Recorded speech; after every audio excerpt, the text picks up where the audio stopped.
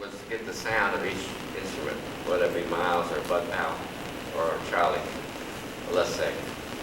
I'm thinking of the ones that came out later, a little later with Miles, East of the Dizzy. And Charlie's kind of thing would have to be, I did it without thinking. In other words, I decided too that your ear and your brain and your fingers and your hands, they're all run by a part of your mind that's much more advanced than your conscious mind, or much more subtle. The order's getting back and forth.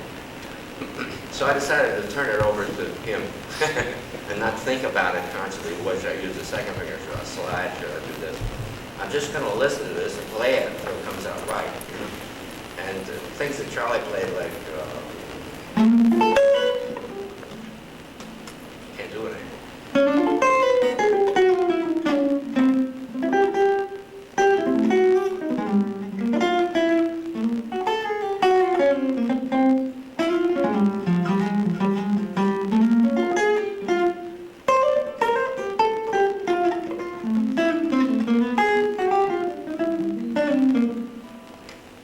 And then when I had to do something like the Miles solo, it would be more like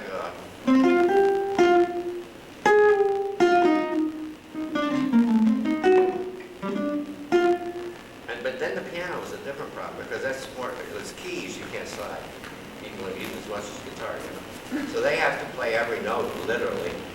So you had to learn to get the same phrasing and pick every note.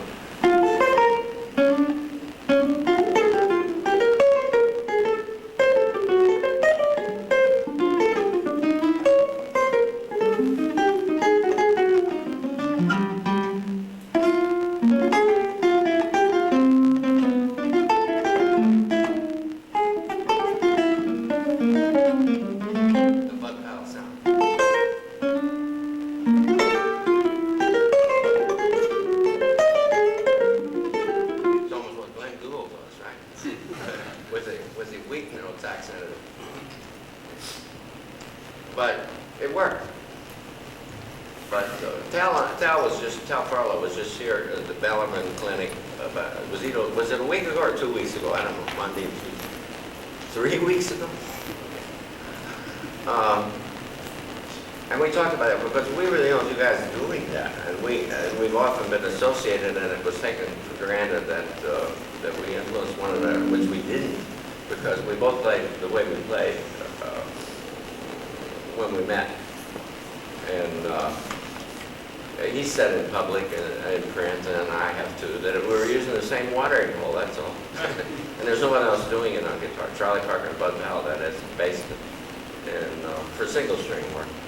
Speaking of, his chord things are something else, but the single string work that he became very well known for, especially the early Red Norville thing. We were thought to be, we were good friends and we became good friends. We played a lot together, we lived in the same building, but we already had our styles basically organized basically the way we played. But we were playing bebop, but no one else really was doing it, see. I was telling him, I'm glad I'm not starting now, we were lucky, we were in the right place at the right time. Of course, it takes talent too, but the horn players were all trying to play bebop, and there were lots of them. And some of them, most of them didn't really make it, but a few did, and say in the early 50, 51, around there. But there were no guitarists, really. Chuck Wayne to a certain extent, but so we had to feel all to ourselves, so to speak. And we weren't thinking in those terms of making a name or anything. We were just thinking, trying to get better, and trying to see.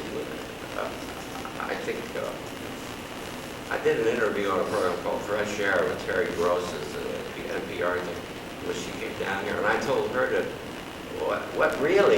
what motivated me, and what it still does really, is to get better. Not to, fame. I never had any thought about fame, or at that point my fondest or greatest ambition was to be a quality Bud Powell, Charlie Parker interpreter. That was enough. I didn't think I could do it. That was hard enough, God knows. But then after I did somewhat that to a certain degree, then I guess you kind of fall in with other people and you take from other people, Bill Evans, Bob Brookmeyer, and Bartok, and Stravinsky, and who God knows what. And finally, you end up, if you've got a voice of your own that comes out, you don't have to worry about it, you know. So maybe I have one now, maybe not, I don't know. But I no longer try to play any particular way. I just play by ear, more than I used to. But